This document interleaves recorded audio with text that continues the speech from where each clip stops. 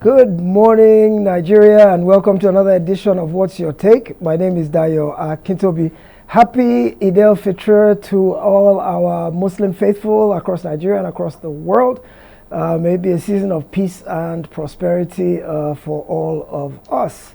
All right, as you know, we every time on this show take a look at the big stories that made the headlines the previous week, and joining me to do that is my trusty sidekick and newscaster Yetunde Afolabi. Yetunde, how are you this morning?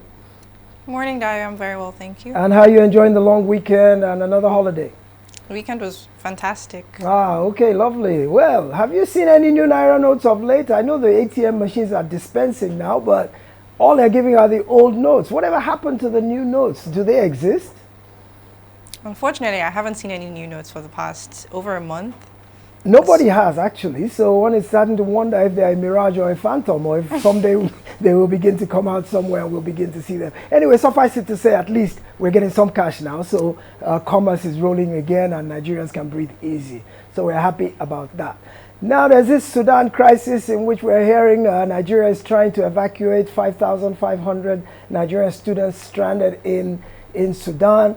And we'll talk about that conflict with our guests later in the show. But what was amazing to me when I heard that there could be as many as 30,000 Nigerian students in Sudan. And I wondered why are Nigerians Sudan of all places? How about our own educational system in Nigeria? Why are there Sudanese people coming to school here in Nigeria? Why are so many Nigerians?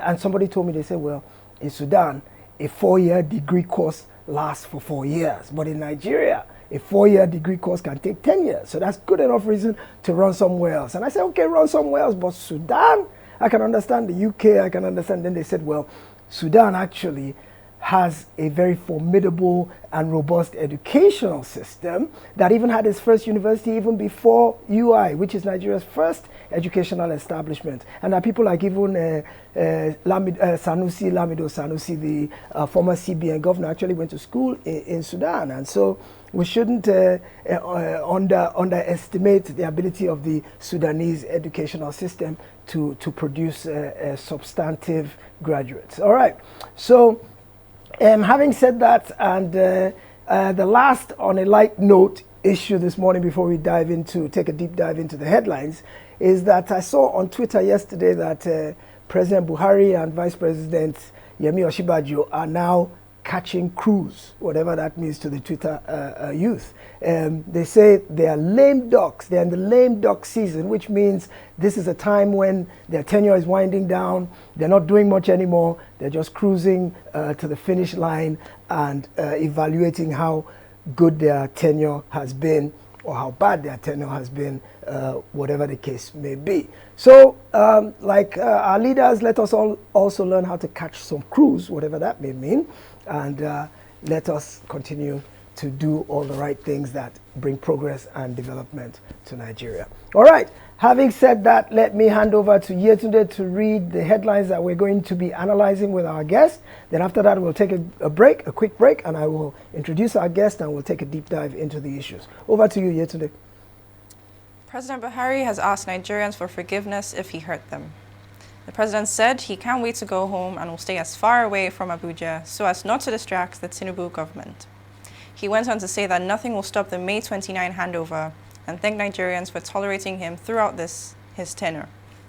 He said he is pleased to have served as president and commander-in-chief of the Armed Forces of the Federal Republic of Nigeria. 2.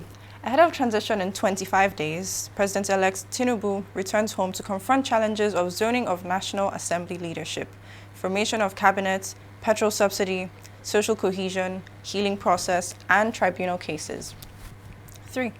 Suspended Adamawa Rec on the run. In the aftermath of his unlawful declaration of a winner of the governorship election, the Rec was reportedly moved to Abuja, from whence he vanished into thin air. INEC is calling for his prosecution. And last, Sudan. Nigerian government working round the clock to evacuate stranded Nigerians in Sudan. The government is evacuating 5,500 Nigerian students by road through Ethiopia as fighting intensifies. Sudan's President Omar al-Bashir was overthrown in 2019 by a military coup. The two generals who toppled his government are now at each other's throats over who controls the center, and in the escalating civil war, hundreds have been killed, thousands injured, and many more displaced. Over to you, Dio. Thank you, Yetunde. So we'll take a quick break, and when we come back, we'll be joined by a guest in the studio who will analyze all of those headlines and kind of try to make Nigerians understand a bit better what is going on in our backyards. Stay with us, don't go away.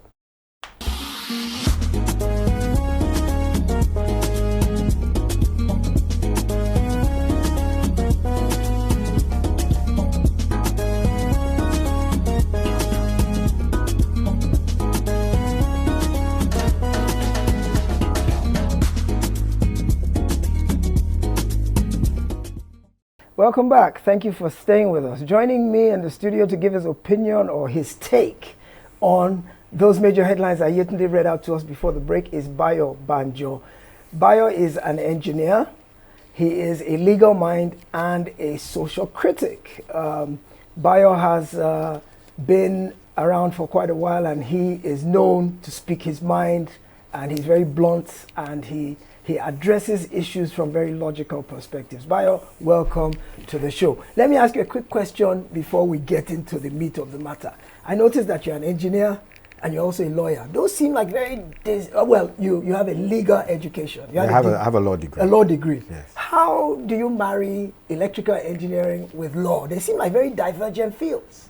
Well, the thing is that if you ever want to try and analyze social conduct, law is actually the foundation by which all human beings interact.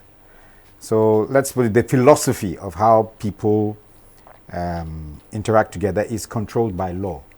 And as things change, or as the need arises, governments or the people introduce new laws to either get rid of some, to remedy some bad thing that has occurred in the environment. In the old days, laws could be classified as cultural values. Okay. You follow your cultural values, which are like the laws that have been there before man started making their own laws. So in a nutshell, the laws are the rules by which we all agree to live by. Let's put it this way: if you study law, you begin to understand why lawyers call themselves learned.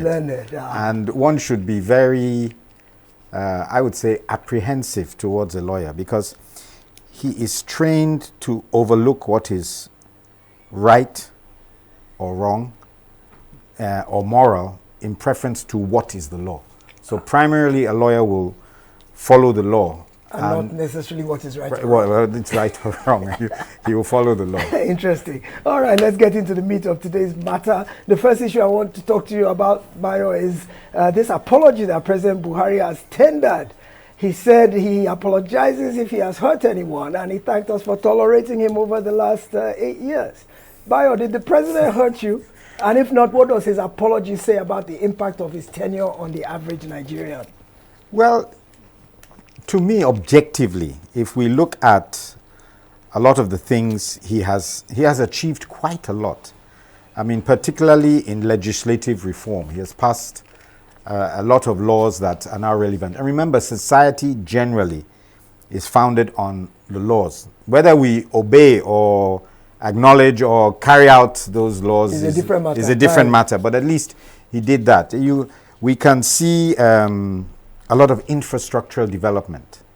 Unfortunately, for where I believe he lacked was in the issue of security, in the sense that he allowed the social media to create a perception of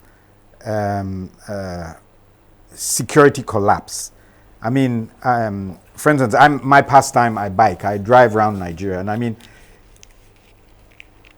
6 years ago on one of our trips, we realized that for instance, the herdsmen issue is phantom. It doesn't exist, right? The only place I've heard them really complain of herdsmen is probably in Benue State. So are you saying the social media perception is inaccurate? Yeah, I mean, I believe technically what has happened is journalists have technically let us down. I once spoke to some journalists and a group, and I told them that you are the what they call the guardian of democracy. Without you, without exposing what is bad, democracy will just go crazy, which it has done, by the way. And the same thing with everything. The journalist is supposed... Now what social media does is made every Funcho, Chuka, and Yusuf behave as journalists. And as such, all the ethics of being in a position to gather information and release it have gone. Are you advocating social media regulation? Of course. In fact, I personally, before Oshibajo took office, when he was elected, I personally told him that we need what we call small claims courts. We have one. Vast, that will handle the traffic of what we call slander and defamation, which now we call fake news. But in those days, we used to call it slander and defamation. Because the cost, what it's costing the country, both morally and socially, in trying to negate what social media has done, is in billions. In fact, it may lead to a social collapse. But we have laws on the books against slander and defamation already, and there are penalties for such offenses. But the procedure is so cumbersome and expensive that it's not followed. That's why you need like the small claims model. I mean, even down to the point is, why are you reposting a post if you don't know it is true? You see, we can hide behind this weird perception of freedom of speech, which I think is very weird. Because it contradicts defamation and slander. Yeah. I mean, and if you notice, that one particular country that is going on by leaps and bounds has a full control of their social media. And that goes even with countries like Dubai and whatever. They monitor it because they know the damage it can do, the potential it has to create havoc. Yeah, so to me that I feel was the failings of the last administration. But in terms of performance in infrastructure and whatever, passing of new legislation, he did very, very well. So what do you think his apology was intended to achieve then? Well, or is he second-guessing his own achievements, which you believe he did? Well, you see, the most of the social media, well, if you notice, they all went dead once they realized he's going, right? Just to show you that once it was established who is going to, whatever, everybody sort of like now switches over to the incoming administration. Administration. But you see, the point is this: we should stop trying to adopt these funny models from the West. I mean, we all learnt in secondary school or in social life, you don't walk up to somebody twice your size and insult him. You're going to get hit. I mean, there's not an issue of this is the law, this one has his rights. Yeah. I don't walk into a Catholic church and abuse the Virgin Mary and expect to get out alive. The same entering a mosque. Yes. Yeah, I mean, and then you claim what? Freedom of speech? No. I mean, so a responsible government should realize the dangers of this medium. Yes. I mean, it has virtually wiped out the journalist who is trained to analyze information. Even the most valuable of all the journalists, an investigative journalist, they've been technically wiped out for relevance. Yes, indeed. You know. All right. So All right. As far as I'm concerned, Buhari hasn't hurt anyone. Okay. All right. I know a lot of people will beg to disagree with you, but hey, that's why we're here, is to render opinion. And opinion is free. Facts are sacred. All right. So let's look at the next issue. Tinubu returns home amid a whole bunch of burdens on his shoulders, from tribunal cases, social cohesion, healing wounds, issues of petrol subsidy he has to address as soon as he takes office. There's so much on his plate. Is it not a over-heavy caseload for an incoming administration with everything that's waiting for it? Matter of fact, I would expect that anybody would run away right now. If President Buhari is running away, say, I'm glad to be dumping this in somebody else's lap. Why would anyone want to take this job at a time like this when there's so much to be attended to? Well, if you know the person involved, he has always faced challenges. I mean, people forget what he went through in when he was trying to defend democracy. I mean, even down to putting roadblocks on Third Mainland Bridge. You know, he has been ready to take on powers and principalities. yes, for what is right. No matter what you think about him, let's think about it. At the time when he was a senator, and you had the what's it called, June 12th. Yes. There was no real profit to be made out of his fighting, his supporting Nadeko and all that. There was no profit to be made out of it, unless he was looking down in the future. But that really is the type of person he is. I actually dogged. He's dogged. And I used to make a statement among my friends. He's the best fighter I've seen outside the military. Yeah, and he possesses. Normally, in third world countries, you possess usually a physical attribute that allows you to suppress or fool your enemies. Tinubu, he looks small and feeble. Yes, he does. Physically small and feeble. In fact, you would think he's ready to croak in the next few months. But I mean, he's been like that since 2000. But his thinking is very strange. If you see what he's done in Lagos State, I mean, he has entrenched the institutions, and he's known for putting competent people in charge. So you have no qualms about the fact that he can deal with all the issues? Well, I pity what he is. But again, I believe that the issues will just continue if you don't put social media under control. Do you think he has the temerity to try to do that? Well, if he doesn't, he's going to ride his journey is a whirlwind. A whirlwind. The journey is going to get very, very, very difficult. The problem I find is that, and of course, he's a realist. I mean, he realized that the democracy in its present state is all about money. So, as we can see, he had assembled a war chest of sorts. Okay.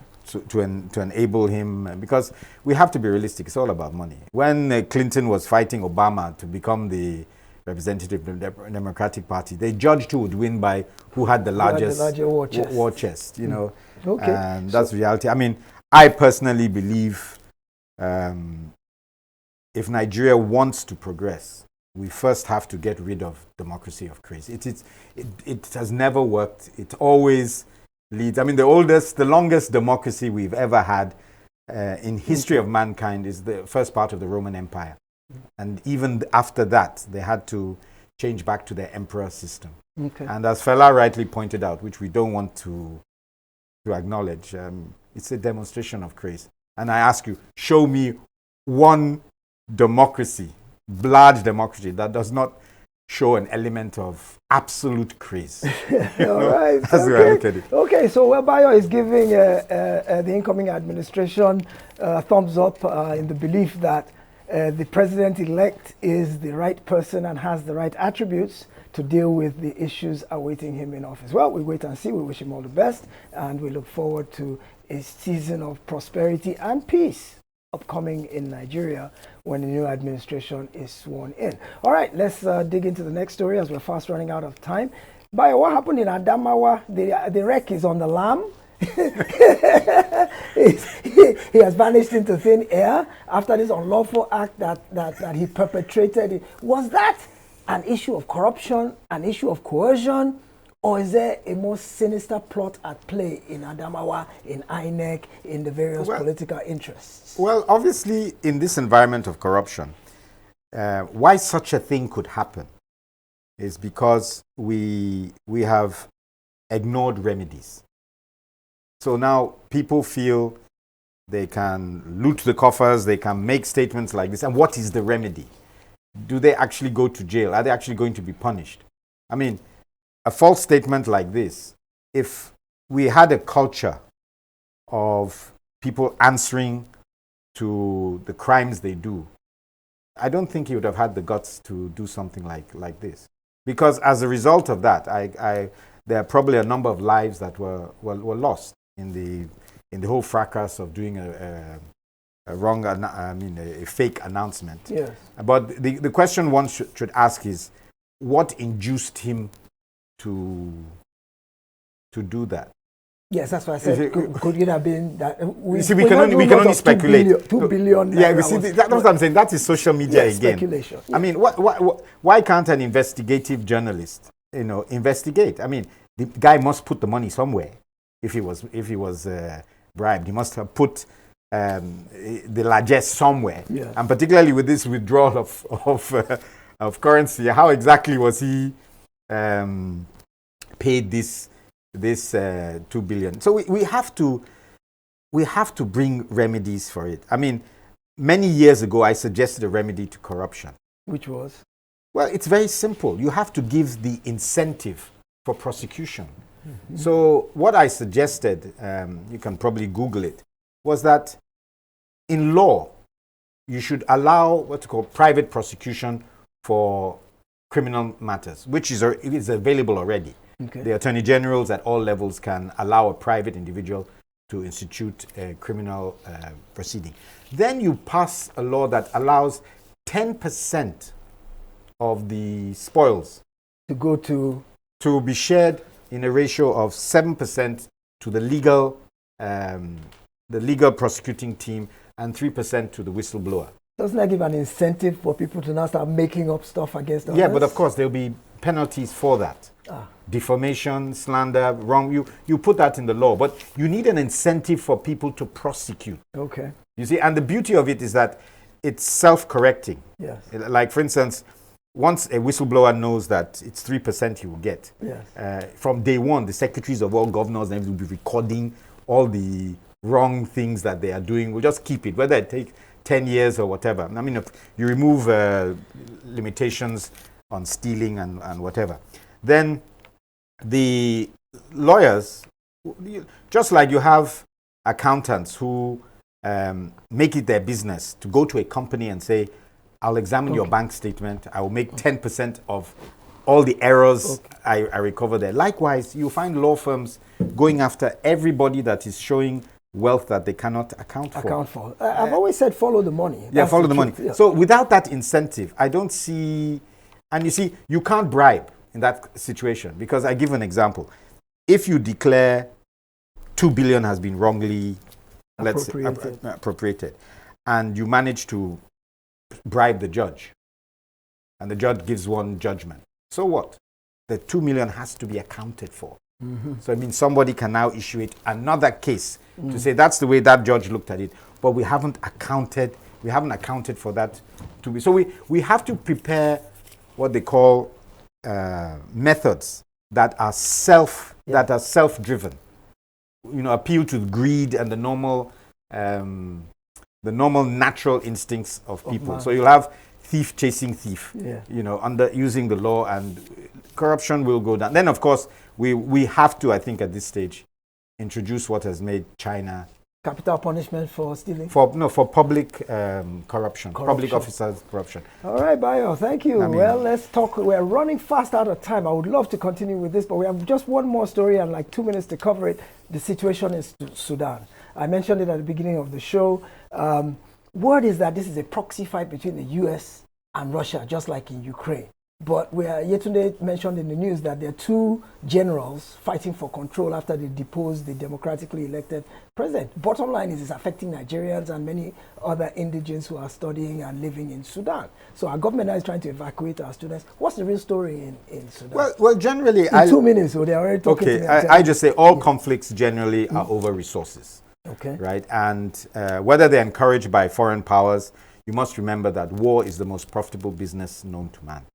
Right. So people will expend human lives and property. Yeah, because so it is. For instance, an arms dealer will like to encourage war because he can sell a gun that maybe was $100, he can sell it for $500 like that. Refugees, they can embezzle all the money is allocated. War is just so profitable. I mean, it beats the drug business. So there are people who are so callous that for the profit motive, they will allow hundreds and millions well, you see, of people depends to be killed. it depends on how you're brought up. I mean, everyone's going to die someday or the other. So the way these people, I would say, look at it is profit, profit, profit. I mean, the guys that are dying, they're going to die anyway. Maybe it's not now. That sounds rather cool, doesn't it? Yeah, it's cool, but that's how the world is. You know, so when you say Russia-Ukraine proxy war, usually the U.S., whose main export is weapons anyway. Yes. Consequently, they need to create a market, I suppose. Yeah, but the word on the street is that Russia wants to build a military base in Sudan to have control of the Red Sea and this and that. And U.S. doesn't want that. So U.S. is backing one of the generals. Russia is backing the other general. And so basically it's U.S. and Russia fighting each other through these generals. Yeah, but yes, you could say that is a contributing factor. But by and large, the main factor is war is profitable. Everybody wants, those who benefit from wars want wars, right? Whatever the excuses are still secondary. That's the primary. Okay, now you can come on to they want to build a military base. Yes, okay. It's very sad, but that's what goes on when you can't understand what kind of fake news you are given, what kind of impressions are created. And unfortunately, well, Sudan is the latest victim in this, and unfortunately, it's having collateral damage on so many other people's lives and all that. So we hope this war machine that is profit motivated will find other avenues to make their money and not begin to sacrifice human lives. All right, that's the much we can take today on What's Your Take. It's been a very interesting time with Bayo Banjo, engineer, legal mind, and social critic. I wish we got to have you back again sometime, Bayo, because there's just not enough time to talk about all these issues because you have very interesting perspectives on social issues. So, boy, what I'm going to try and do is talk to our producer about giving us a 1 hour episode, 1 hour schedule at a time when I can have you back when we can explicate a lot more issues. Thank you so much for coming. We really enjoyed you today, and I'm sure our audience also loved listening to you. Okay, thank you. You're welcome. Pleasure is all mine. Thank you all for watching. My name is Dayo Akintobi. Thank you for being with us. We'll see you next time. Have a great day and a super week ahead.